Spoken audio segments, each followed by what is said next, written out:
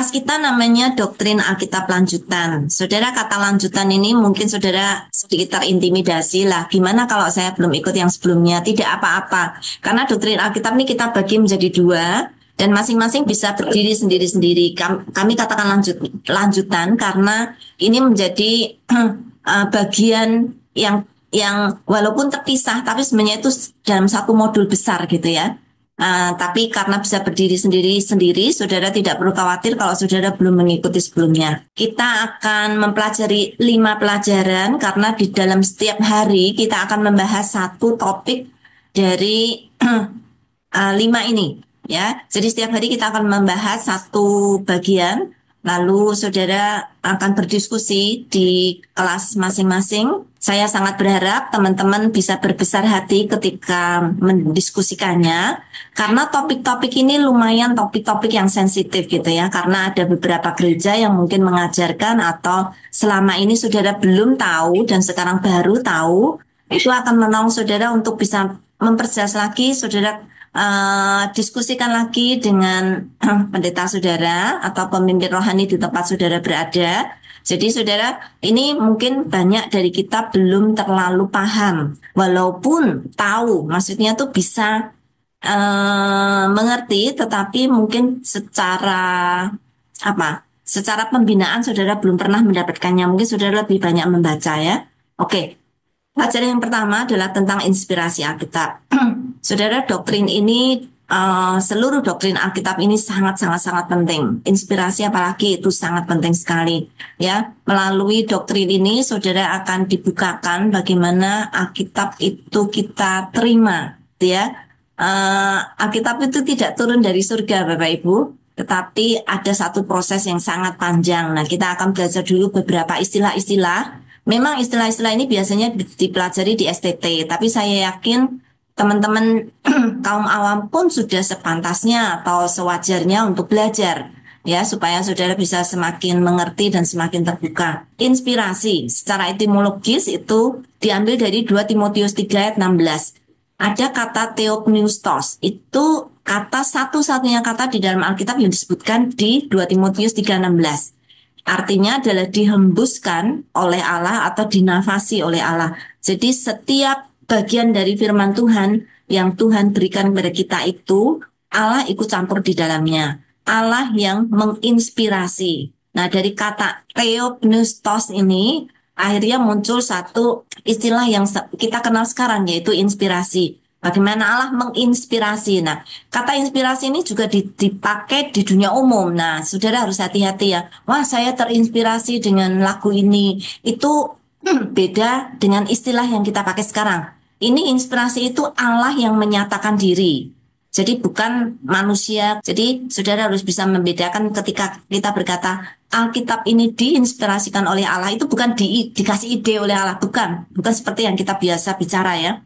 Tetapi diinspirasikan itu artinya Allah yang menghembuskan nafasnya ke dalam ayat-ayat ini, sehingga atau kata-kata perkataan yang Tuhan minta dituliskan itu, dan kata-kata itu memiliki kuasa, tidak seperti manusia mendapatkan inspirasi saja, tetapi ini kata-kata yang diinspirasi oleh Allah dan nanti menjadi firman Tuhan yang berotoritas. Ya, jadi saya ingin menjelaskan ini beda banget dengan kata inspirasi yang kita biasa pakai sehari-hari, ya. Jadi secara teologis, Alkitab PL dan PB adalah ide pekerjaan Allah, bukan pikiran manusia. Karena Allah yang menghembuskan nafasnya ke dalam perkataannya atau firmannya ini, sehingga manusia ikut campur, iya, tetapi ide pekerjaan Allah lah yang melakukannya. Pekerjaan Allah karena apa? Sekalipun Allah menginspirasi dan manusia menuliskannya, di dalam proses penulisannya pun itu Allah ikut bekerja dengan luar biasa. Jadi sekalipun ini ada kombinasi atau kerjasama antara ilahi dan insani, tapi tetap keseluruhan ini adalah pekerjaan Allah.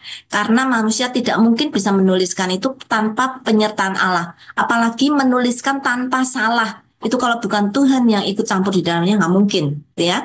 Nah, ini hal yang saudara perlu ketahui. Apa hubungannya inspirasi dengan penyataan? Nah, ini bukan pernyataan ya Bapak Ibu, tapi penyataan, nyata. Ini istilah yang dipakai di dalam sekolah teologi yang artinya tuh perkataan Allah gitu. Atau firman Allah, itu penyataan. Nah, apa bedanya dengan inspirasi? Kalau penyataan itu vertikal, Allah menyatakan diri kepada penulis yang dikehendaki. Jadi Allah memilih penulisnya, lalu Allah menyatakan dirinya, memberi pernyataan, bukan per ya, penyataan kepada manusia. Nah, itu secara vertikal, jadi Allah ke bawah.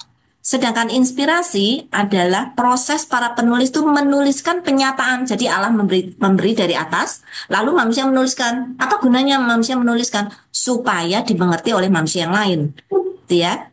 Nah, itu nah sekarang kita menerimanya itu sebagai Alkitab. Jadi ini dua hal yang sangat nyata. Vertikal Allah menyatakan diri kepada manusia, lalu manusia dengan pimpinan Roh Kudus, dengan pimpinan Allah menuliskannya supaya manusia lain mengerti. Ya.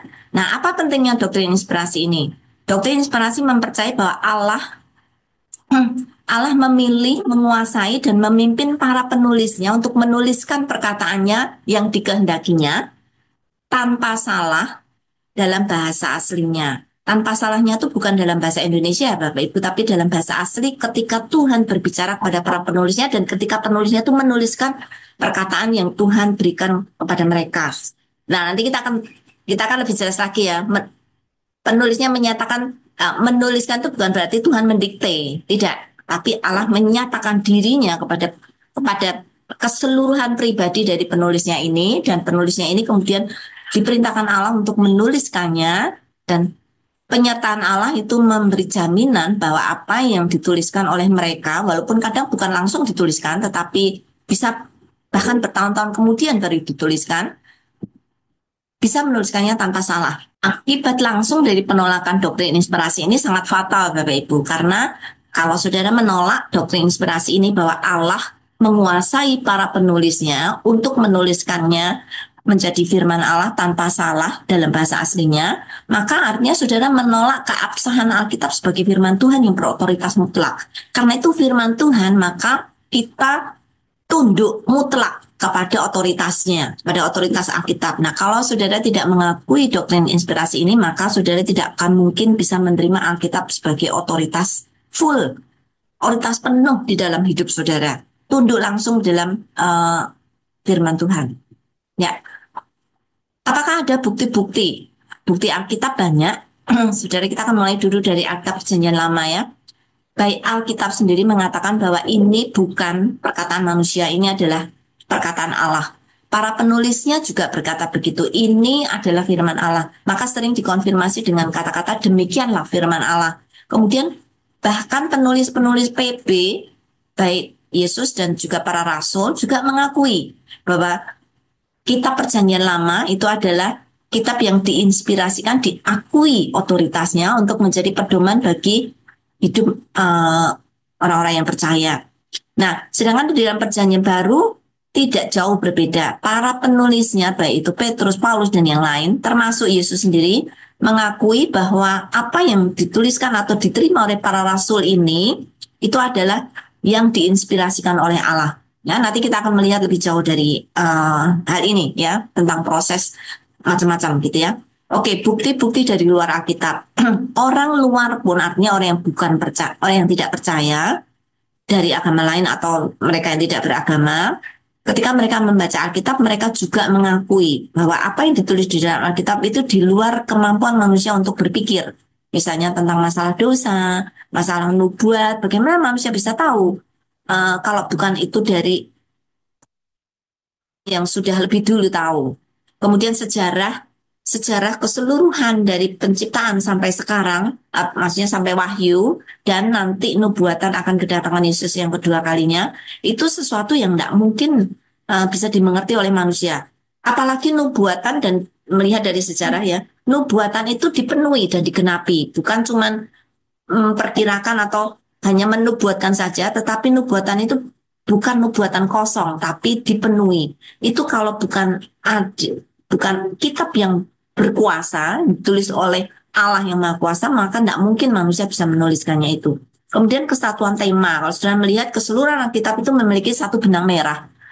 Bagaimana mungkin penulis yang lebih dari 20 orang, hampir 40 orang bahkan, di zaman yang berbeda, di zaman-zaman yang berbeda, bersama rentang waktu lebih dari 2000 tahun, bagaimana mereka bisa menuliskan hal yang sama, yaitu tentang rencana Allah bagi keselamatan manusia. Itu luar biasa. Tidak ada orang yang bisa melihat itu sebagai kemampuan manusia. Kemudian yang kedua adalah kuasa dan ajaran yang melebihi hikmat manusia. Bahkan orang-orang yang tidak percaya pun membaca Alkitab, sekalipun mereka tidak mempercayainya, tapi mereka bisa mempelajari isinya yang memiliki nilai moral yang sangat tinggi, yang enggak diajarkan bahkan oleh agama-agama lain. Misalnya seperti menampar pipi kanan, berikan pipi kirimu. Wow, itu moralitas yang luar biasa tinggi. Nggak mungkin manusia akan mau melakukannya ya, tetapi itu memiliki nilai kemanusiaan yang luar biasa. Kemudian juga dari membaca itu banyak hidup yang diubahkan. Saudara bisa melihat kesaksian bagaimana mempercayai firman Tuhan, hidup mereka total ditransformasi oleh Allah. Dan juga usaha manusia untuk memusnahkan Alkitab tidak pernah berhasil. Dari zaman ke zaman, berapa puluh ribu Alkitab yang pernah, bahkan jutaan Alkitab yang pernah dibakar, bahkan dibuang, dihina, dan lain-lain. Tetapi Alkitab tetap bertahan sampai hingga hari ini. Bahkan menjadi Alkitab yang paling banyak dicetak sampai sejauh ini. Ya, oke. Berikutnya adalah proses inspirasi dalam penulisan Alkitab. Ada 3 pokok penting, walaupun sebenarnya lebih ya, tapi paling tidak 3 hal penting ini. Karya Roh Kudus dalam memilih dan menjagai hidup penulis-penulisnya. Jadi saudara, Tuhan tuh tidak sembarangan memilih penulisnya. Wah, karena nggak ada yang nulis, oh ini bisa nulis, ya udah aku pilih itu. Enggak. Tuhan sudah memilih, bahkan sudah merancangkan hidupnya. Sebelum lahir pun sudah dipilih oleh Tuhan untuk ditempatkan di tempat yang Tuhan inginkan pada kondisi hidup yang seperti yang mereka alami. Jadi saudara, Tuhan memiliki kedaulatan penuh di dalam memilih, menjaga hidup penulis-penulisnya. Sehingga mereka bisa menuliskan firman Allah dengan luar biasa. Kemudian yang kedua, Roh Kudus memakai kepribadian penulisnya. Jadi saudara, ini bukan mesin ketik gitu ya. Para penulis itu bukan mesin ketik yang dipilih, yang penting dia bisa nulis. Tidak. Tuhan memakai seluruh kepribadian penulis ini. Dijagai oleh Tuhan. Hidupnya, kalau saudara melihat satu kehidupan yang luar biasa. Diceritakan bagaimana Tuhan memilih mereka. Latar belakangnya pun sudah dipikirkan oleh Allah untuk dia nanti mampu untuk mengalami, melakukan tindakan-tindakan yang Tuhan inginkan, dan nanti tindakan itu menjadi satu rencana Allah untuk menuliskan firman-Nya. Kemampuannya juga, bahkan gaya penulisannya tidak dihilangkan. Kalau saudara melihat dari seluruh Alkitab, dari Wahyu, dari Kejadian sampai Wahyu, masing-masing memiliki gaya penulisan yang berbeda, tergantung dari kepribadian masing-masing. Jadi Tuhan juga memakai itu untuk maksud Allah yang luar biasa. Yang ketiga, Roh Kudus memakai berbagai cara untuk menyatakan firman-Nya. Jadi Roh Kudus ini sangat kreatif sekali, Bapak Ibu. Ada yang menerima langsung, lalu itu menjadi firman Allah, seperti misalnya Musa yang diberikan oleh Allah 2 loh batu berisi 10 hukum Allah. Ada yang berkhotbah lebih dahulu kemudian baru menuliskannya. Ada yang bahkan mengalami perjalanan rohani yang luar biasa dan di situ Tuhan minta untuk itu dituliskan. Ada juga yang Tuhan suruh dengan menyelidiki fakta-fakta lebih dahulu seperti Lukas. Dia menyelidiki, bahkan membuat riset pada seluruh tulisan-tulisan yang ada pada zaman itu untuk dikumpulkan lalu dituliskan. Ada juga yang melalui penglihatan Tuhan memberikan firman-Nya seperti Yohanes, macam-macam. Saudara, Roh Kudus sangat kreatif di dalam memberikan penyataan firman-Nya kepada para penulis dan semuanya memiliki kisahnya masing-masing. Dari semua yang sudah kita pelajari itu, lalu timbullah teori-teori yang manusia pikirkan. Kalau begitu, bagaimana Allah bisa memilih penulisnya dan penulisnya menuliskannya? Nah, ada teori yang pernah diterima oleh gereja, tetapi akhirnya hanya satu yang diterima ya. Satu teori dikte. Dulu orang pikir, wah gimana caranya menulis tanpa salah ya? Oh itu pasti diketik semuanya. Titik komanya juga supaya nggak salah ya. Tapi tidak. Kita tidak mempercayai inspirasi mekanis seperti ini. Penulisnya bukan mesin rekam. Penulisnya ini pribadi yang Tuhan pakai. Ini pribadi yang Tuhan kenal. Pribadi yang Tuhan ajar. Pribadi yang sungguh mengenal Dia, mengenal Allah yang luar biasa, bukan eh, hanya mesin ketik gitu ya. Kemudian yang kedua, teori penyesuaian atau yang dinamakan inspirasi dinamis. Jadi Tuhan tahu manusia kan punya kelemahan gitu ya. Tuhan nggak mungkin bisa memilih orang yang sempurna dalam semua hal. Karena itu Tuhan harus mengakui keterbatasan penulis. Jadi Tuhan menyesuaikan ya nggak apa-apa lah ya sebisanya lah kamu lakukan gitu ya. Ini cara mudahnya menjelaskannya. Ya semampumu lah kamu tulis. Itu sebabnya ada beberapa kesalahan di dalam Alkitab. Mereka mengatakan seperti itu ya. Tapi orang Kristen Injili tidak percaya itu. Nah, kemudian yang terakhir adalah teori pengawasan atau inspirasi organis. Keseluruhan keberadaan penulis digunakan sesuai dengan kehendak Allah. Jadi Tuhan menggunakan, tadi sudah saya jelaskan ya, uh, latar belakangnya, pengalamannya, kemampuannya, gaya menulisnya, dan lain-lain. Tuhan pakai keseluruhan itu untuk menolong dia bisa menuliskan apa yang Tuhan inginkan. Ya, itu yang kita terima sekarang, yaitu inspirasi organis. Hidup. Tuhan tuh memperhatikan semua detail, bahkan setiap kehidupan dari penulisnya ini pun diangkat oleh Tuhan untuk menjadi bagian dari firman Tuhan. Ya. Nah, teori yang pernah ada tapi ditolak gitu ya, sudah jelas kita tidak mempercayainya itu inspirasi alamiah, yaitu mengakui kepandian. Jadi ini penulisnya ini memang punya kepandian yang luar biasa, kepandian alami. Dia itu jenius secara secara alami, jenius dalam hal kepandian, jenius dalam hal kerohanian juga. Jadi Tuhan pilih orang jenius untuk menuliskannya. Kita tahu semua, nelayan bukan orang jenius gitu ya, tapi Tuhan pilih. Jadi jelas teori ini gugur ya. Inspirasi dinamis atau mistis sama seperti penulis Kristen yang lain ya. Sebenarnya Alkitab itu disertai oleh Tuhan sama seperti penulis-penulis lain yang juga menuliskan buku-buku rohani. Wah, kita nggak percaya itu ya. Ada hal yang sangat istimewa kepada setiap penulis Alkitab yang sangat berbeda dengan penulis Kristen lainnya. Maksudnya penulis karya-karya Kristen atau sastra Kristen yang lain gitu ya. Karena apa? Karena penulis Alkitab itu dipelihara oleh Tuhan secara mutlak, secara kontrol Tuhan secara mutlak, mutlak gitu ya. Sedangkan penulis Kristen tidak, ya. Jadi beda. Kemudian inspirasi bertingkat. Nah, menurut teori ini, para penulisnya itu kan punya kemampuan yang beda-beda. Karena itu, yang dihasilkan di dalam penulisan Alkitab itu juga bobotnya beda-beda, gitu ya. Jadi kalau yang kejadian, wah itu luar biasa. Tapi kalau misalnya itu Amsal, oh itu beda bobotnya. Enggak. Seluruh Alkitab dari kejadian sampai Wahyu itu punya nilai yang setara sebagai firman Tuhan. Tidak ada yang bobotnya lebih rendah atau lebih tinggi, ya. Tidak ada. Nah, ini kita tidak percaya teori ini. Inspirasi sebagian.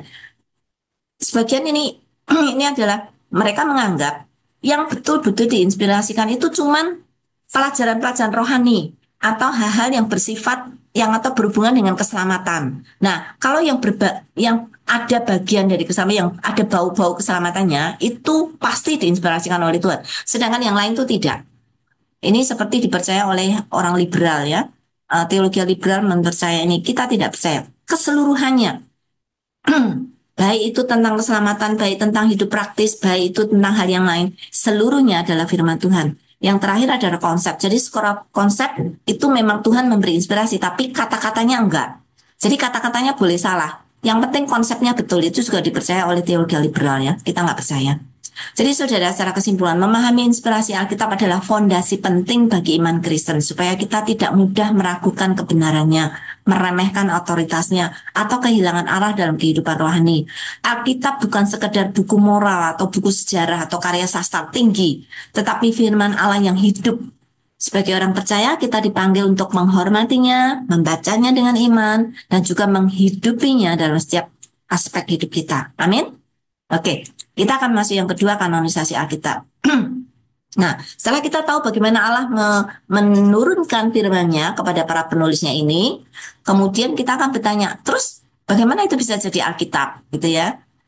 Oke, ini pengertian kanon di dalam arti etimologis. Kanon itu artinya buluh dalam bahasa Yunani ya, dan juga dalam konsep Ibrani, dalam kata Ibrani bukan pakai kata kanon, pakai yang lain, tapi artinya buluh, yaitu buluh yang dipakai untuk mengukur.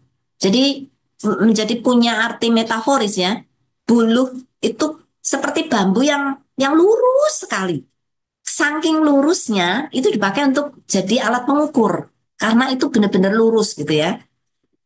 Nah, arti metaforik dari buluh ini atau apa? Bambu yang kecil, yang kuat tapi lurus ini adalah standar atau kaidah atau norma karena lurus jadi bisa menjadi norma atau menjadi alat untuk mengukur atau memberi standar.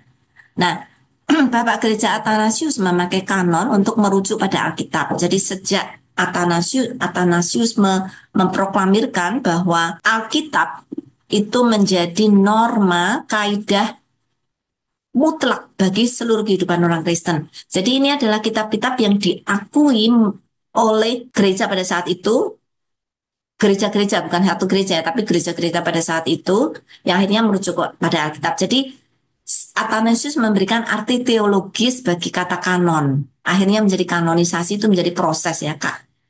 Kanonisasi, proses pengkanonan. Ada dua arti secara teologis. Satu adalah 66 kitab yang memenuhi standar kitab kanonik gereja. Jadi ini adalah 66 kitab yang sudah diuji dan betul-betul diterima sebagai standar kitab kanonik gereja. Atau arti yang kedua, 66 kitab yang diterima sebagai firman Tuhan tertulis dan memiliki otoritas mutlak bagi iman dan kehidupan orang Kristen. Ya. Jadi kesimpulan dari pengertian kanon ini adalah kitab-kitab kanon adalah Alkitab yang sekarang kita punya yang memiliki 66 buku ya. 39 dan 27 buku Perjanjian Lama dan Perjanjian Baru yang telah diuji, dikenali dan diterima oleh umat Allah gereja memiliki otoritas ilahi yang mutlak. Kenapa? Karena itu bukan kata-kata manusia, itu adalah kata-kata Allah ya yang diinspirasikan oleh Allah. Itu definisi dari kanon ya. Oke. Mengapa kanonisasi Alkitab itu penting? Karena kanonisasi adalah proses penetapan kitab-kitab mana saja yang berotoritas, mana yang tidak, mana yang berotoritas. Kemudian yang berotoritas itu diakui sebagai kitab yang diinspirasikan oleh Tuhan. Maka kita melihat unsur-unsur yang perlu kita pelajari. Yang pertama adalah penetapan otoritas Allah. Kalau kita tidak mempelajari atau tidak melihat kanonisasi Alkitab itu sebagai penting, maka kita akan kesulitan menetapkanlah mana yang betul, mana yang dihargai, mana yang diakui, mana yang kita pakai sebagai kitab yang berotoritas, masing-masing akan punya standar sendiri-sendiri, ya. Masing-masing akan mempunyai pertimbangan sendiri-sendiri. Nah, itu proses ini menjadi kesatuan bagi semua umat percaya, penetapan akan otoritas firman Tuhan. Jadi kanonisasi menjadi filter dan kita bisa melihat bagaimana filter itu terjadi.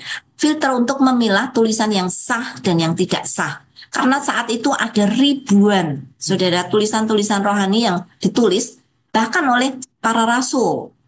Tapi mana yang perlu diakui, mana yang tidak, mereka perlu betul-betul memiliki hati yang terbuka akan pimpinan Tuhan.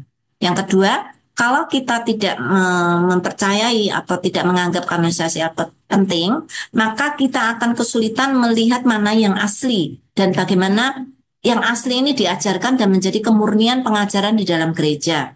Ya, apalagi saat itu ya, karena saat itu kan masih masa gereja mula-mula ya, ada pengajaran sesat yang sudah masuk ke dalam gereja. Nah, menjaga kemurnian ajaran itu perlu satu standar, satu norma yang kita pegang bersama, dan itu menjadi standar yang utama bagi setiap orang Kristen, bukan masing-masing bikin standar sendiri-sendiri gitu ya.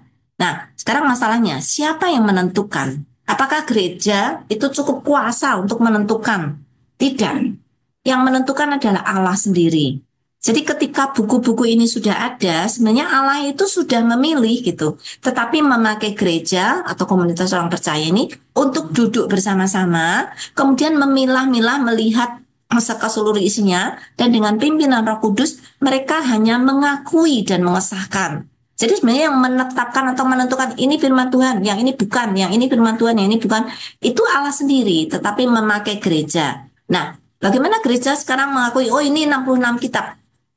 Gereja tuh cuma mengakui dan mengesahkan saja. Sebenarnya yang memilih adalah Allah sendiri.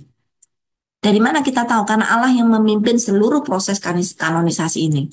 Ya, oke.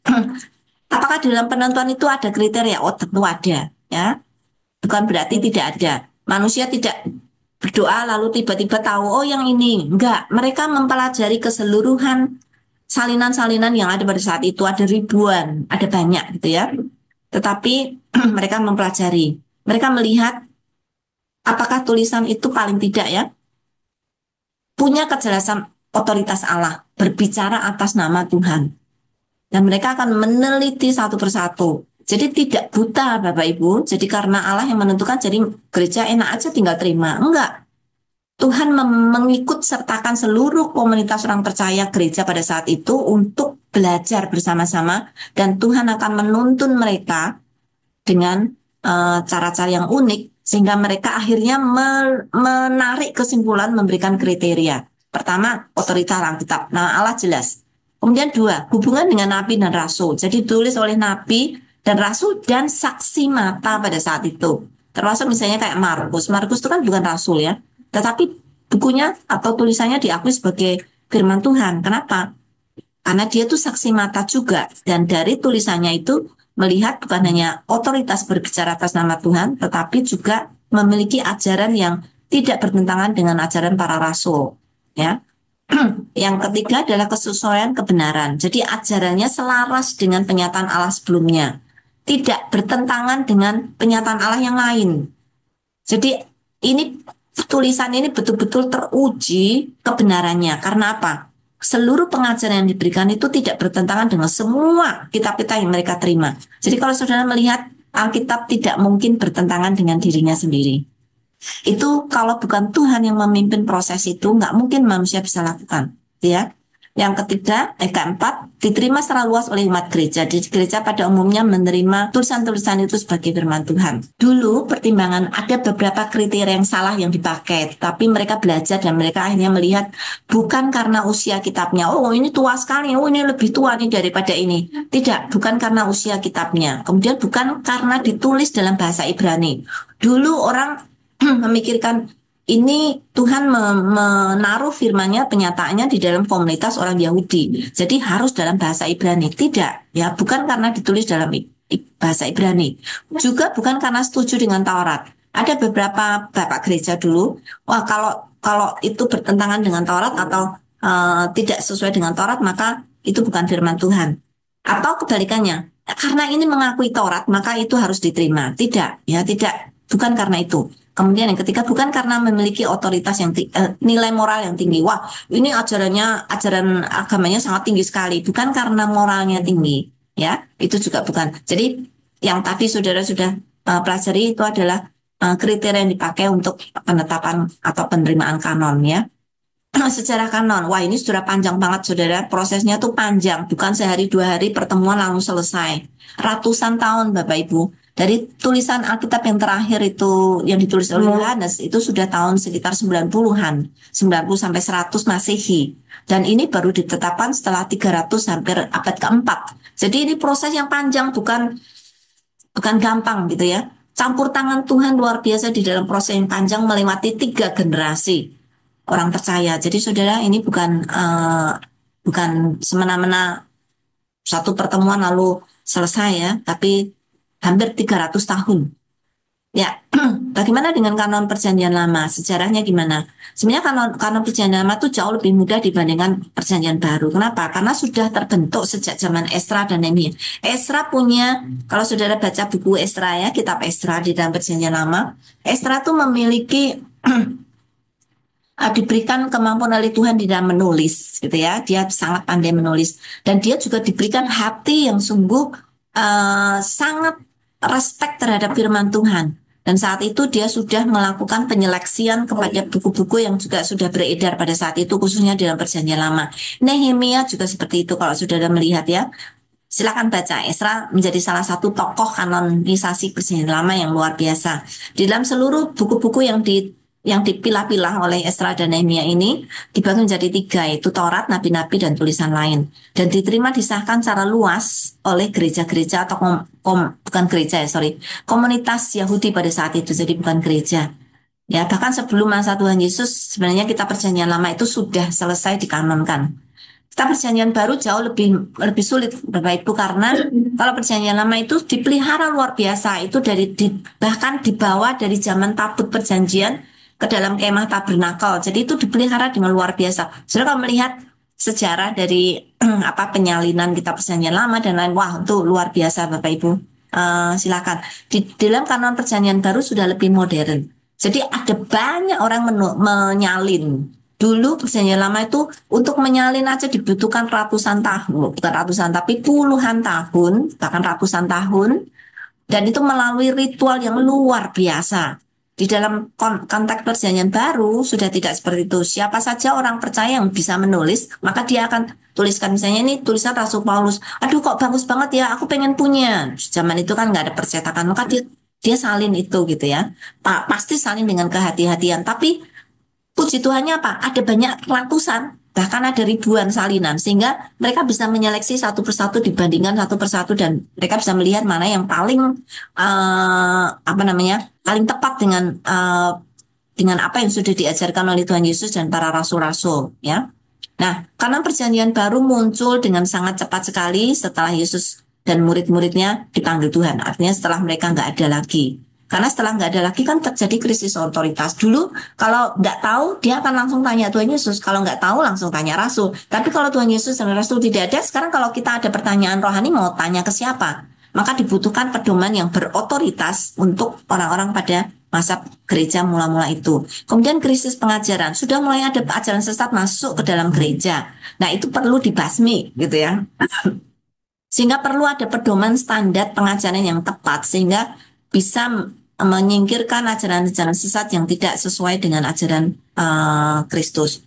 Kemudian dorongan misi. Injil saat itu makin tersebar kemana-mana. Semakin banyak orang pengen tahu gimana saya bisa hidup menjadi pengikut Kristus. Nah, perlu pedoman untuk mereka bisa menjalankan hidup Kristen dengan baik, gitu ya. Kemudian juga tekanan penganiayaan. Banyak orang ditekan dengan penganiayaan luar biasa sehingga orang Kristen, aduh, aku nggak kuat ini, aku harus mengalami seperti ini. Kenapa orang Kristen harus menderita? Nah, saudara, mereka membutuhkan pengajaran yang benar tentang hidup yang seutuhnya. Bahwa hidup Kristen itu bukan enak-enak. Menjadi pengikut Kristus tuh harus rela berkorban seperti Kristus. Nah, orang-orang baru ini perlu apa? Perlu buku untuk menolong mereka untuk bisa bertahan di dalam imannya. Nah, kebutuhan-kebutuhan ini menjadi dasar kenapa kanon Perjanjian Baru harus cepat dijalankan. Kalau kanon Perjanjian Lama kan lama sekali ya, ratusan tahun, bahkan hampir ribuan tahun. Tetapi dengan proses kanon Perjanjian Baru cuma 3 abad, ya. Tetapi pusat otoritas Alkitab khususnya Perjanjian Baru adalah pribadi Kristus. Itu jelas sekali. Tapi seluruhnya kalau saudara melihat ada satu benang merah dari Perjanjian Lama dan Perjanjian Baru. Dan keseluruhan otoritas Alkitab itu mengarah kepada pribadi Kristus. Nah itu keluar biasaannya ya. Nggak mungkin manusia bisa menyusun Alkitab yang sedemikian. Jadi saudara sejarah kanon baik PL atau PP menunjukkan penyertaan dan pimpinan Allah di dalam menjaga keutuhan penyataannya. Aduh sorry ini harusnya huruf besar ya penyataannya. Keutuhan penyataannya kepada manusia. Firman-Nya itu disertai dan dipimpin oleh Tuhan dan dijaga keutuhannya dari awal sampai akhir. Untuk manusia bisa melihat dan bisa mengerti, bisa menjalankan ajaran yang Tuhan inginkan. Jadi saudara, mari kita tumbuhkan rasa syukur, hormat, dan keyakinan yang lebih dalam terhadap Alkitab sebagai satu-satunya standar iman dan kehidupan kita. Kita bersyukur sekarang kita memiliki firman Allah yang pasti dan dapat dipercaya, tidak diragukan lagi. Oke, yang berikutnya adalah apokrifa. Di antara semua buku-buku itu saya bisa bayangkan ya, nggak semua orang pasti setuju lah. Ini juga bagus, ini juga bagus. Ada banyak lagi tulisan-tulisan yang beredar pada saat itu yang orang-orang berpikir kenapa ini nggak dimasukkan. Nah, di antara ribuan salinan-salinan itu atau pengajaran-pengajaran itu ada yang disebut kitab-kitab apokrifa. Itu kitab-kitab yang dihargai oleh orang-orang pada zaman itu, dibaca juga oleh zaman itu, tapi tidak dimasukkan di dalam kanon Alkitab, tidak dimasukkan dalam buku-buku yang diinspirasikan oleh Allah, tidak dianggap sebagai buku yang diinspirasikan keseluruhannya oleh Allah, ya. Nah, kita akan melihat pengertian dulu. Apokrifa ini berasal dari kata bahasa Yunani apokripos, artinya tersembunyi atau disembunyikan atau rahasia. Kedudukan kitab-kitab apokrifa. Gereja Katolik menerima kitab-kitab apokrifa itu. Sedangkan gereja Ortodoks Timur bahkan menambahkan lebih banyak, bukan hanya yang diterima Katolik, tapi ada juga tambahan-tambahan dari mereka. Tetapi gereja Protestan atau gereja Kristen menolak. Saat itu belum ada gereja lain-lain ya, adanya cuma gereja Protestan. Jadi gereja Protestan menolak. Kemudian ada dua istilah yang perlu kita pelajari bersama, yaitu protokanonika dan deuterokanonika. Protokanonika, proto itu pertama, ini adalah proses kanonisasi pertama menerima kitab-kitab yang sudah sejak awal diterima oleh kelompok Yahudi. Jadi ini akhirnya menjadi Alkitab PL kita yang sekarang. Jadi Alkitab PL sekarang punya kita itu sama dengan yang dipakai oleh orang Yahudi. Nah, itu disebut sebagai protokanonika. Itu proses kanonika pertama untuk perjanjian lama. Nah, sedangkan deuterokanonika itu proses kanonisasi kedua. Mereka menambahkan kitab-kitab lain yang ingin ditambahkan, terutama oleh gereja Katolik, tetapi ditolak oleh gereja Kristen. Nanti kita akan tahu kenapa ya. Oke, kitab-kitab sejarah, kitab apokrifa. Latar belakang ditulis pada masa intertestamental, yaitu antara PL dan PB, yaitu antara Maliaki dan Matius.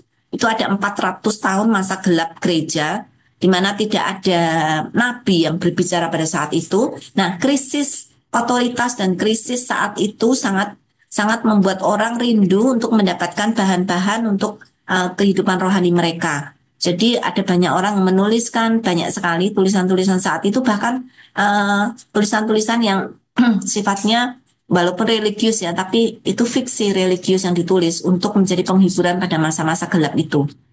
Tapi sayangnya tidak diketahui sama sekali pengarangnya, tidak ada pengarangnya, mungkin karena model saat itu memang tidak dituliskan, tetapi tidak ketahui semua kitab apokrifa pada kanon LXX Septuaginta itu diterima.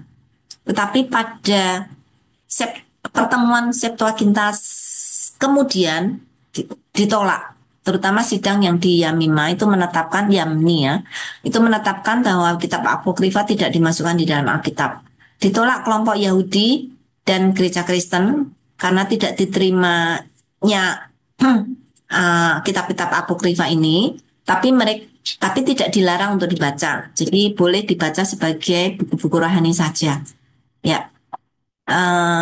Jenis-jenis apokrifa, ada apokrifa perjanjian lama, itu ada 5 jenis, itu dikelompokkan ya di dalam 5 jenis atau 5 kategori, itu yang isinya pengajaran, isinya fiksi, religius, kemudian sejarah, nubuatan, dan juga doa atau puisi. Kemudian Alkitab perjanjian baru, nah perjanjian baru ini tidak ada kepastian buku apa saja karena ada banyak sekali.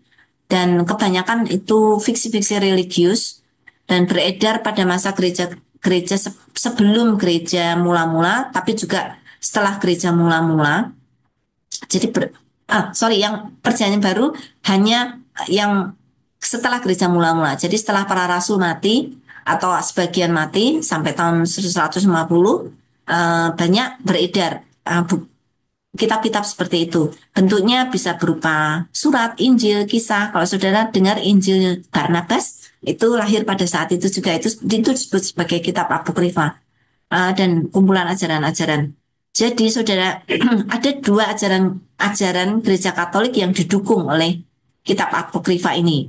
Jadi gereja Katolik kenapa menerima kitab apokrifa? Ada 2 ajaran yang mendapat dukungan dari kitab-kitab apokrifa, yaitu mendoakan orang mati, kemudian keselamatan melalui keselamatan melalui perbuatan. Nah, itu ajaran Katolik yang diterima karena mereka menerima kitab apokrifa.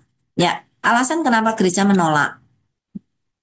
Pertama adalah fakta Alkitab. Tidak pernah dikutip oleh penulis-penulis Alkitab, baik perjanjian lama, perjanjian baru, bahkan Tuhan Yesus. Jadi kitab-kitab apokrifa ini tidak ada satupun yang dikutip oleh mereka. Jadi tidak dianggap penting gitu ya. Kemudian adanya kesalahan-kesalahan fakta sejarah, kronologi, dan peta bumi, dan lain-lain. Kemudian ajaran moralnya rendah. Kemudian itu banyak cerita fiksi gitu ya. Kemudian kesalahan fakta sejarah ada banyak ya. Fakta penolakan gereja. Jadi bapak-bapak gereja pun tidak menerima. Contohnya ini, sebenarnya lebih banyak lagi ya. Ada memang bapak gereja yang menerima, tapi sebagian besar tidak. Kemudian ada fakta penolakan dari para reformator. Jadi Martin Luther juga menolak apokrifa dan beberapa reformator yang lain. Dia hanya berkata itu berguna untuk dibaca, tapi tidak untuk menjadi dasar iman. Ya, nah, kalau gitu, apa manfaatnya? Ada nggak manfaat dari apokrifa? Ada. Di dalam apokrifa itu kita bisa membaca paling tidak ada catatan paling awal setelah Yesus dan Rasul-Rasul tidak ada. Atau catatan awal setelah masa perjanjian lama selesai. Itu masa intertestamentalnya. Kemudian juga dari buku-buku itu kita bisa melihat gambaran kehidupan zaman Rasul-Rasul dulu itu seperti apa. Karena ada banyak fiksi ya, dan itu kan mencerminkan kehidupan pada saat itu. Jadi hanya menjadi gambaran aja. Kemudian menjadi jembatan PB dan bapak-bapak gereja. Karena setelah Kristus dan para rasul nggak ada, dan masuk kepada masa bapak-bapak gereja, ada banyak tulisan yang muncul. Nah, itu seperti menjadi jembatan untuk melihat bagaimana bapak-bapak gereja uh, melihat kitab-kitab perjanjian baru. Ya. Kemudian nilai sejarah dan praktis. Ada banyak itu unsur-unsur sejarah yang kita bisa pelajari dulu itu seperti apa sih gitu pada zaman-zaman itu. Lalu ada ya moral-moral praktis lah. Kemudian ada tradisi Yahudi diaspora. Karena yang perjanjian lama itu banyak dibaca khususnya oleh orang-orang Yahudi yang saat itu haus akan pengajaran. Karena mereka ada di masa pembuangan, mereka tidak bisa membaca kitab-kitab. Maka banyak orang mencoba mengingat lalu menuliskan kembali apa yang mereka ingat gitu ya untuk dibaca pada saat itu. Kitab Apokrifa adalah tulisan religius kuno yang memiliki nilai sejarah tetapi tidak diinspirasikan oleh Allah dan tidak termasuk dalam kanon kitab Alkitab. Meskipun berguna sebagai bahan bacaan pelengkap, kita harus bersandar pada firman Tuhan yang sejati, yaitu kitab-kitab yang diakui sejak awal oleh umat Allah dan disahkan oleh kesaksian Roh Kudus serta digunakan oleh Yesus. Jadi saudara, ini kedudukan orang Kristen ya. Sekarang kalau saudara memakai Alkitabnya orang Katolik, maka ada sisipan di tengah-tengah, ada kitab Apokrifa di sana atau Deuteronika ya, saudara kalau melihat itu. Ya, oke. Kemudian masuk yang keempat ada transmisi Alkitab. Saudara, kalau pada saat itu sudah dikanonkan, berarti kan kitab-kitab itu sudah ada dan menjadi pedoman utama, maka harus dibacakan, harus diajarkan, dan juga harus diperbanyak, gitu ya. Nah, kita akan melihat ini dari transmisi Alkitab. Bagaimana Alkitab itu berpindah, bukan berpindah ya, tetapi dari bahasa Yunani, Ibrani, menjadi bahasa yang kita kenal sekarang dan menjadi Alkitab yang kita pakai sekarang dalam berbagai bahasa. Oke, kita kenal dulu bahasa asli Alkitab. Dalam penyampaian penyatanya Allah menggunakan bahasa manusia supaya bisa dimengerti.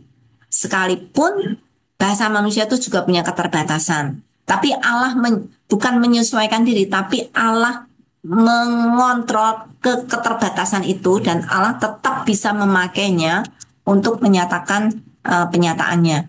Gitu ya, saudara. Jadi ini adalah usaha Allah untuk manusia bisa mengerti dan mengenal Dia. Nah, tapi Tuhan tidak hanya memberikan pada satu orang. Tuhan ingin firman-Nya itu dikenal oleh seluruh umat manusia. Maka caranya bagaimana? Harus ditulis. Kenapa harus ditulis? Tidak hanya lisan saja. Nah, kalau lisan diturunkan dari mulut ke mulut gitu ya. Nanti kalau sudah ke berapa mulut, mungkin sudah berubah ya, tidak lagi konsisten. Karena itu diperlukan bahasa tulisan. Itu sebabnya Allah minta untuk dituliskan. Sebenarnya bukan ide manusia ya, tapi Allah sendiri yang mengatakan tuliskanlah itu. Ya, tujuannya untuk apa? Jelas untuk efisiensi dan keutuhan firman Tuhan. Nggak mungkin kan Allah memberikan firman-Nya berkali-kali datang pada manusia memberikan firman-Nya. Tapi satu kali dan itu dipakai untuk keseluruhan. Dan satu kali ini Tuhan pelihara luar biasa, utuh total, untuk bisa dipelihara dari zaman ke zaman, dari generasi ke generasi. Kemudian yang kedua adalah tujuan pemeliharaan akan ketepatan firman Tuhan. Karena itu ditulis, maka kita bisa verifikasi yang mana yang betul atau bagaimana pengajaran itu bisa dibaca, bisa diulang, bisa dipelajari. Yang ketiga adalah pelestarian. Artinya apa? Untuk keseluruhan zaman dari awal Tuhan memberikan sampai hari ini itu bisa dipakai dan tidak pernah lekang oleh waktu. ya. Kemudian bahasa bahasa yang dipakai adalah bahasa Ibrani dan Yunani. Sudah, kalau Tuhan memilih bahasa Ibrani Yunani bukan berarti ini kebetulan, tidak. Itu direncana oleh Tuhan. Jadi bukan satu kebetulan, tapi secara kesengajaan Allah memilih bahasa Ibrani dan Yunani. Kenapa? Pertama, Tuhan sudah memilih bangsa Israel, dan bangsa Israel berbicara dalam bahasa Ibrani. Bukan kebetulan ya, tetapi memang Allah sudah memilih bangsa ini dan bahasanya. Kenapa? Saudara, bahasa Ibrani itu memiliki keistimewaan. Bahasa Ibrani ada bahasa ilustrasi grafik, bahasa visual, bahasa gambar yang kaya dengan kiasan. Melalui penyataan Allah di dalam Perjanjian Lama, Allah ingin dikenal secara pribadi, maka dia secara personal dia pengen dikenal oleh bangsanya, yaitu bangsa Israel. Karena itu Tuhan punya cara yang luar biasa untuk memperkenalkan diri melalui kisah, melalui cerita, melalui gambaran, melalui kiasan, untuk Tuhan bisa connect dengan orang-orang Ibrani pada saat itu. Dari situ mereka mulai mengenal siapa Allah, ya. Nah, di dalam Perjanjian Baru punya keistimewaan yang beda dengan bahasa Yunani. Bahasa Yunani itu bahasa internasional yang dipakai pada saat itu. Jadi seperti bahasa Inggris sekarang ya. Tapi pada saat itu bahasa Inggris belum dikenal, tetapi mereka memakai bahasa Yunani. Itu dikenal dari seluruh penjuru dunia. Kenapa? Karena Roma yang sedang berjaya pada saat itu, dan orang-orang Roma adalah orang-orang Yunani dan memakai bukan hanya bahasa Yunani tapi jelas budaya Yunani. Ya, nah bahasa Yunani bahasa intelektual, pendidikan, budaya, pikiran dan logika. Kenapa Tuhan memilih ini untuk Perjanjian Baru? Sudah, kalau sudah melihat Perjanjian Baru penuh doktrin, penuh pengajaran yang sangat logis, yang memberikan pendidikan yang luar biasa di dalamnya. Itu kata-kata yang dijelaskan itu harus tepat, harus secara intelektual bisa memenuhi kebutuhan orang percaya pada saat itu, ya. Jadi kalau saudara lihat bahasa Yunani dan Ibrani sangat beda sekali, ya. Nanti saudara baca lebih banyak ya. Oke, definisi transmisi Alkitab. Proses pelestarian teks Alkitab dari generasi ke generasi, mulai dari naskah asli, autograf, tulisan tangan dari para penulisnya yang diinspirasikan oleh Allah, sampai kepada teks Alkitab yang sekarang yang kita miliki. Ya, yang kita miliki ini kan melalui berbagai proses ya, dari dulu disalin atau dikopi, tapi kopi tangan ya, kemudian diterjemahkan dan didistribusikan. Mengapa harus diterjemahkan? Nggak seperti agama lain gitu ya, membaca Alkitab dalam bahasa aslinya sampai sekarang. Kenapa harus diterjemahkan? Ya, ada 3 kebutuhan penerjemahan Alkitab. Satu, kebutuhan teologis, ya. Tuhan ingin Alkitabnya tidak dibaca oleh satu bangsa saja, tetapi seluruh dunia. Karena itu perlu secara teologis orang-orang yang menjadi pengikut Kristus ini akan membacanya. Bukan hanya membaca, tapi mempelajarinya dengan tepat. Nah, adanya versi-versi Alkitab yang begitu banyak ini menolong orang untuk belajar lebih tepat juga, gitu ya. Karena masing-masing versi terjemahan itu memiliki bias masing-masing dari para penulisnya. Karena itu melihat keseluruhan akan menjadi lebih baik. Jadi karena itu ketika kita belajar Alkitab sangat disarankan jangan satu versi saja, tapi beberapa versi Alkitab. Kalau saudara bisa bahasa Inggris, bisa bahasa daerah, kemudian bahasa Indonesia pun ada banyak versi-versinya, gitu ya. Bahasa Yunani pun ada beberapa versi. Itu menolong untuk mempelajari Alkitab dengan lebih tepat. Yang kedua, dari perspektif pengajaran. Alkitab dalam bahasanya sulit dimengerti oleh orang modern. Saudara, kalau saya disuruh baca Alkitab dalam bahasa Ibrani, Yunani, nggak sanggup deh. Ya, saudara, dari perspektif ini, Alkitab ini perlu dipelajari dalam bahasa yang dikenal oleh orang setempat gitu ya.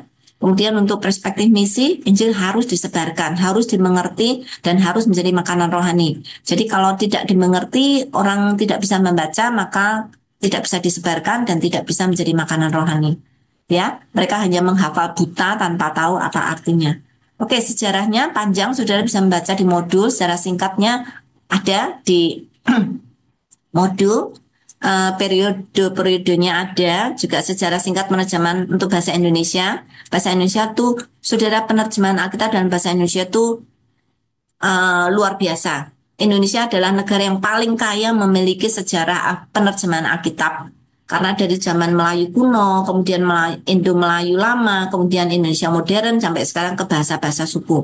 Luar biasa. Kalau sudah melihat di sejarah Alkitab Indonesia, situs yang dibuat oleh Yayasan Baga Sabda, saudara akan melihat macam-macam terjemahan Alkitab yang sudah ada di Indonesia. Tercatat mungkin sekarang ada 25 bahasa Indonesia saja ya. Versinya ada mungkin sekitar 25 ya. Belum dihitung bahasa suku. Ya. Oke, transmisi Alkitab itu seperti apa sih prosesnya? Pertama, naskah asli ditulis oleh penulisnya, ya enggak? Kemudian, karena itu ditulis di atas kulit daun atau kulit pohon, maka sangat gempy dan mudah rusak. Jelas sekarang kita sudah tidak punya tulisan Paulus yang paling asli, tulisan Musa yang paling asli sudah nggak ada, udah rusak, udah total hancur. Karena itu dibuat dari bahan yang tidak tahan lama, ya. Tapi sebelum hancur, mereka sudah menyalin lebih dahulu. Dan itu disebut sebagai salinan yang terkuno. Tapi salinan yang terkuno ini pun sudah rusak. Kenapa? Karena sudah gempi. Yang sekarang tertinggal, yang masih ada, itu parsial-parsialnya. Masih disimpan di museum-museum ya. Ada sebagian-sebagian masih dikumpulkan itu dari penemuan-penemuan arkeologis ya, tetapi sudah tidak angkap lagi. Kemudian itu sudah sebelum naskah terkuno itu hancur pun sudah dilakukan penyalinan kuno yang lain, masih termasuk kuno. Ini ada sebagian yang masih lengkap, tapi yang jelas sudah semakin tua ya usianya. Dari manusia mencoba mempreserve itu luar biasa dengan obat-obatan, dengan segala macam. Saudara bisa lihat di museum-museum ya. Kemudian ada versi kuno. Sebenarnya versi kuno bukan hanya Latin ya. Ada Koptik, ada Armenian dan lain-lain. Jadi versi kunonya sebenarnya ada banyak. Nah, itu yang sudah mulai diterjemahkan ke dalam bahasa lain. Sedangkan kalau naskah asalian kuno itu masih dalam bahasa aslinya. Kalau Perjanjian Lama ada dua bahasa, ada Ibrani dan juga Aramaik, ya. Sedangkan yang Perjanjian Baru dalam bahasa Yunani. Nah, mulai diterjemahkan di versi kunonya itu seluruhnya diterjemahkan dalam Latin. Nah, bahasa yang paling pertama selain Latin, Koptik dan Armenian dan lain-lain itu, versi yang pertama mulai populer secara mendunia global itu ada versi bahasa Inggris, ya. Nah, dari bahasa Inggris ini muncul mulai setelah reformasi juga terjemahan ke dalam bahasa-bahasa yang dikenal saat ini, entah bahasa Jerman, bahasa Eropa itu paling pertama ya, kemudian bahasa-bahasa yang lain.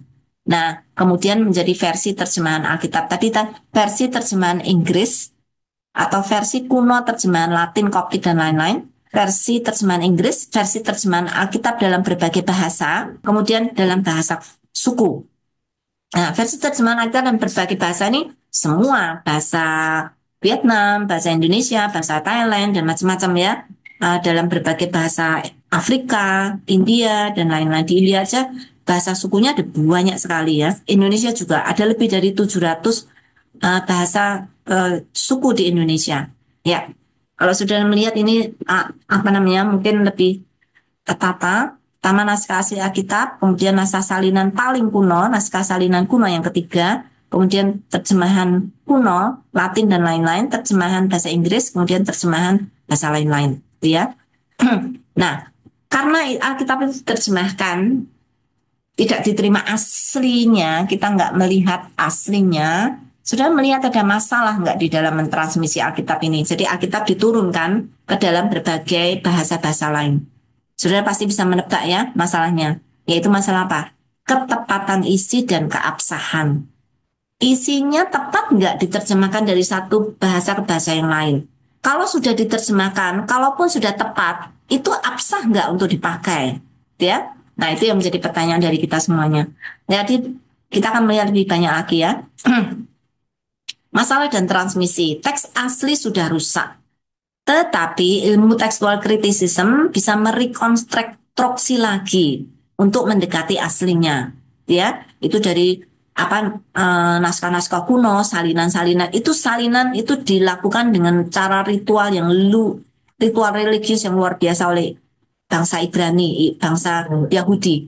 Sudah kalau melihat kenapa Tuhan memilih bangsa Yahudi, karena mereka sangat legalistik. Nah, dari legalistik ini Tuhan bisa memakai keuntungannya adalah untuk menuliskan Alkitab pasti legal banget. Kalau salah salah satu titik atau satu bahasa Ibrani nggak ada titik ya, satu huruf saja maka seluruhnya akan dibuang dan akan mengulangi dari awal.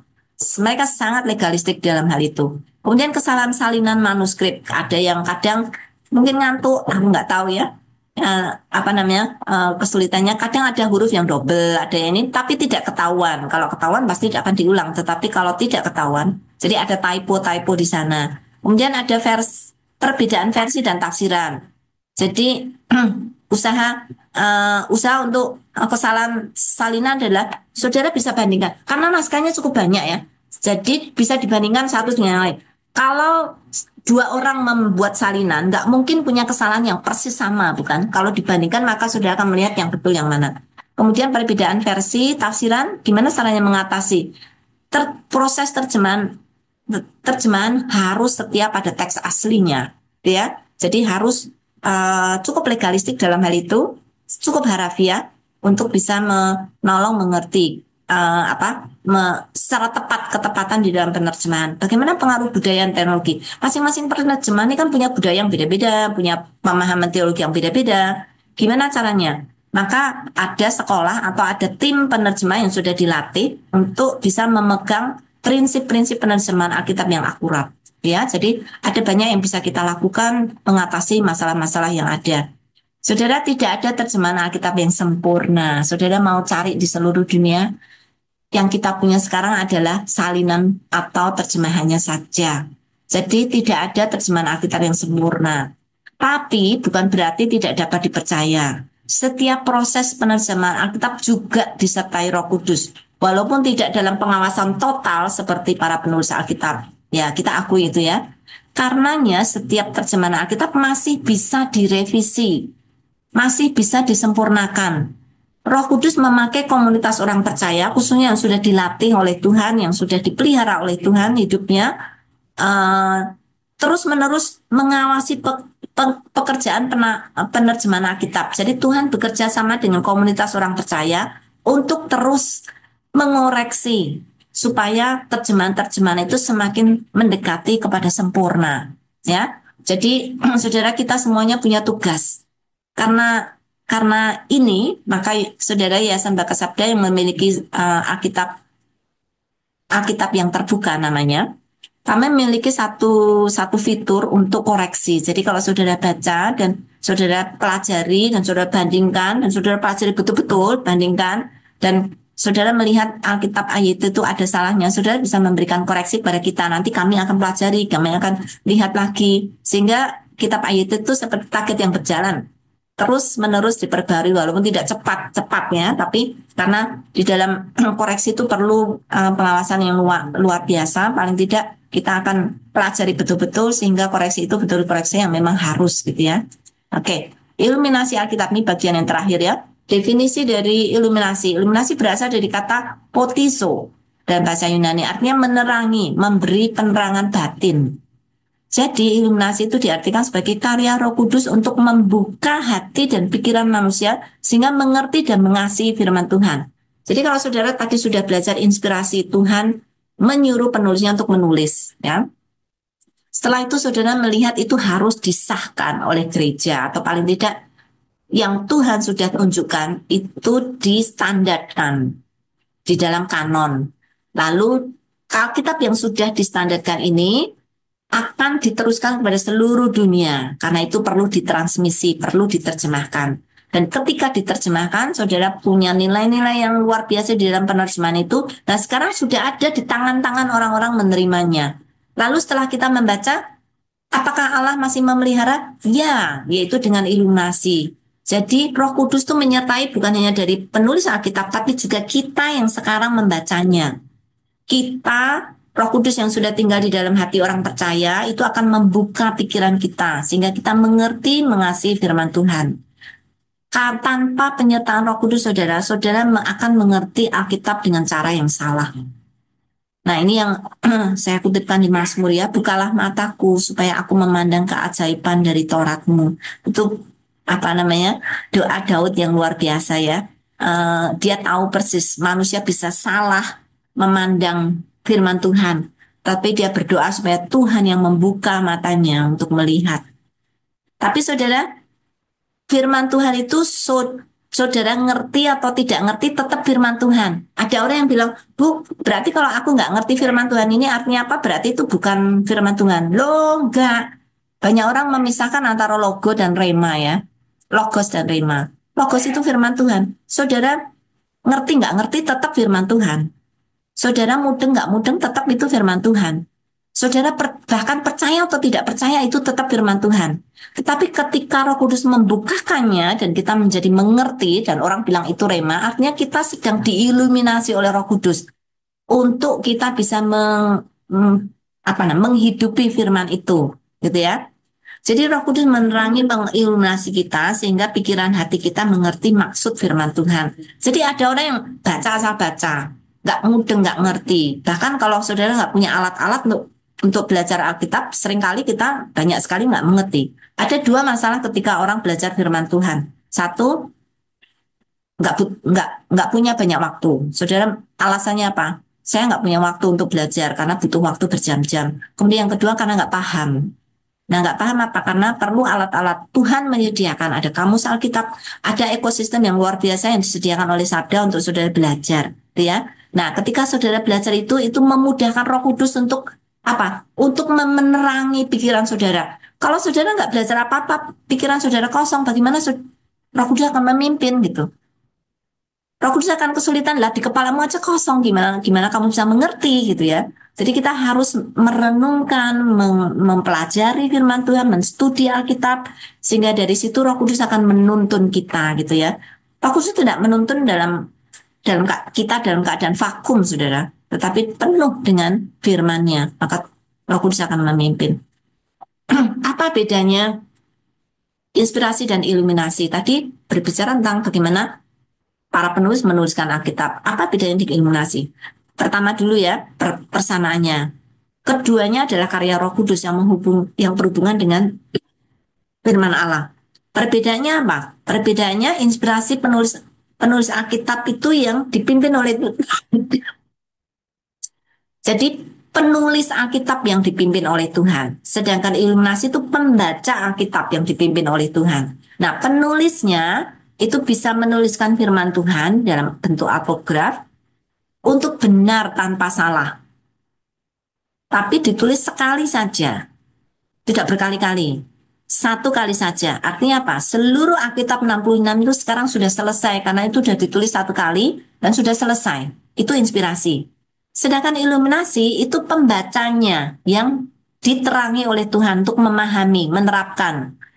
Kapan terjadinya? Oh, setiap kali saudara membaca, setiap kali saudara mempelajarinya, jadi bisa terjadi berkali-kali. Iluminasi itu berkali-kali. Setiap kali saudara mempelajarinya, dibukakan oleh Tuhan, saudara mengerti. Besok lagi dibukakan, mengerti lebih banyak lagi. Besok lagi saudara belajar lebih dalam lagi saudara mengerti.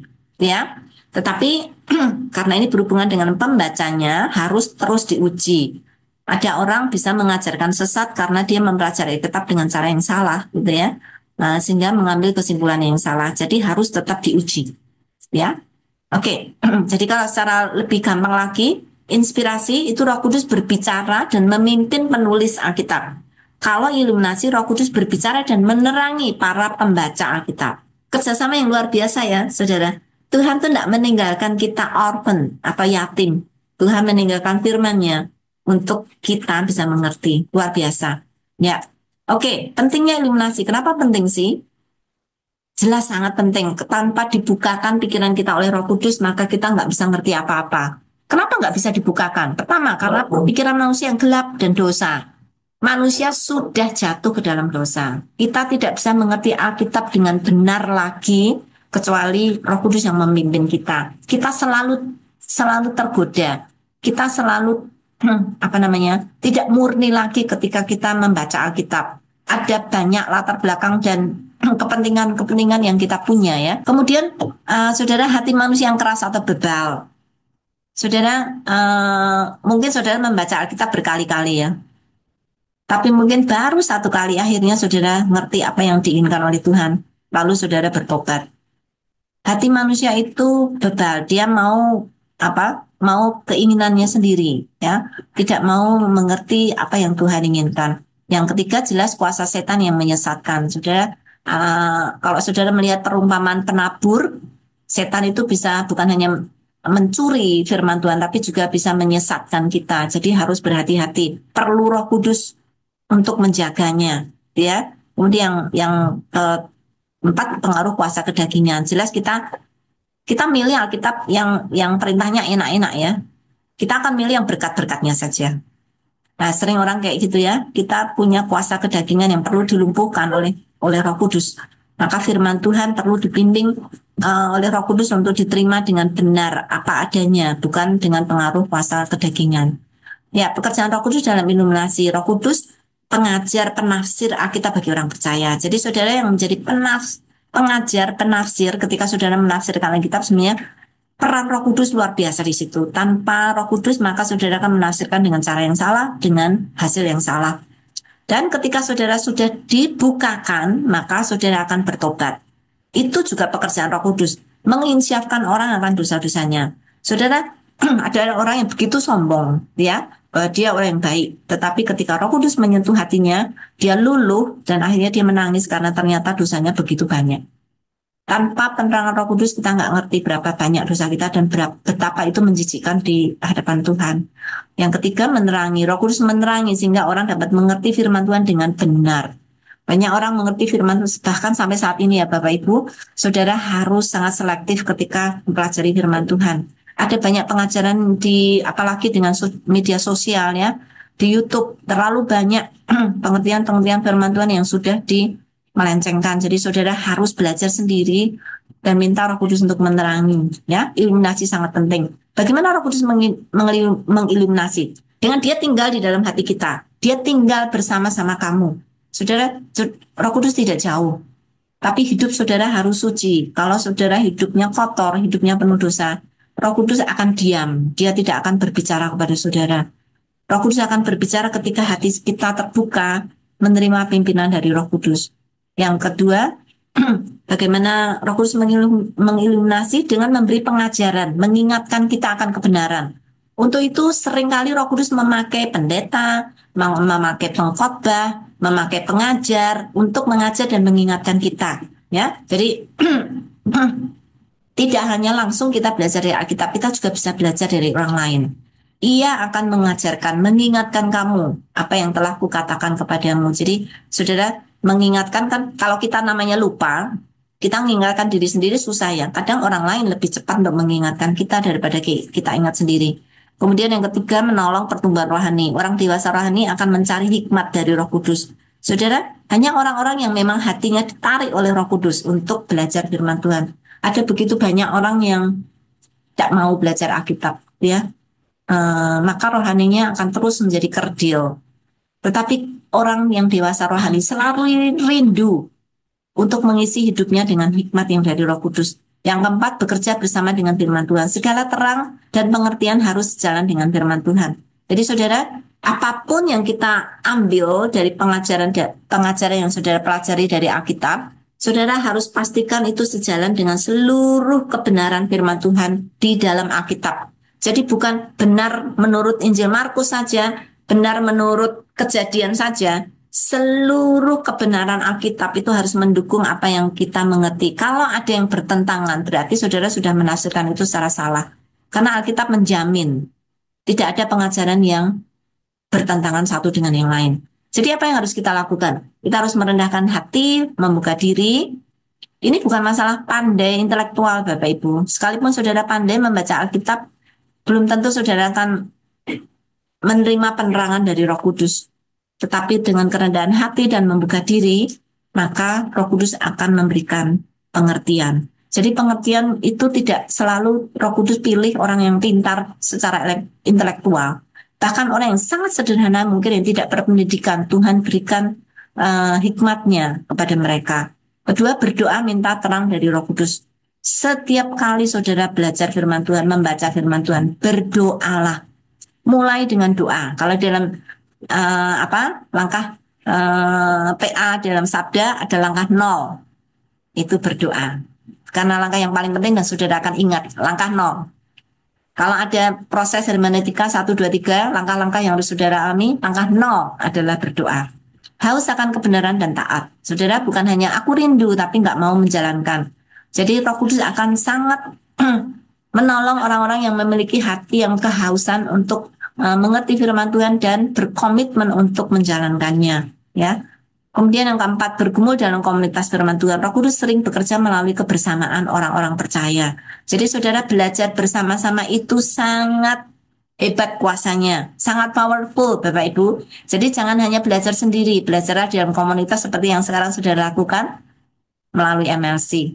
Jadi saudara, kita belajar bahwa Allah bukan hanya berbicara pada masa yang lalu, tetapi terus memelihara menyatakan firman-Nya kepada umatnya sampai hari ini, bahkan sampai selama-lamanya. Orang percaya dipanggil bukan hanya untuk mengetahui kebenaran, tetapi juga untuk mencintainya, mempercayainya, dan hidup di dalam firman setiap hari. Kiranya Alkitab sungguh menjadi pelita bagi kita dan terang bagi jalan kita, ya, agar hidup kita terus memuliakan Tuhan dan di tengah dunia yang gelap ini. Soli Deo Gloria. Amin. Terima kasih Bapak Ibu. Semoga Bapak Ibu semakin terdorong besar untuk membaca modul ya.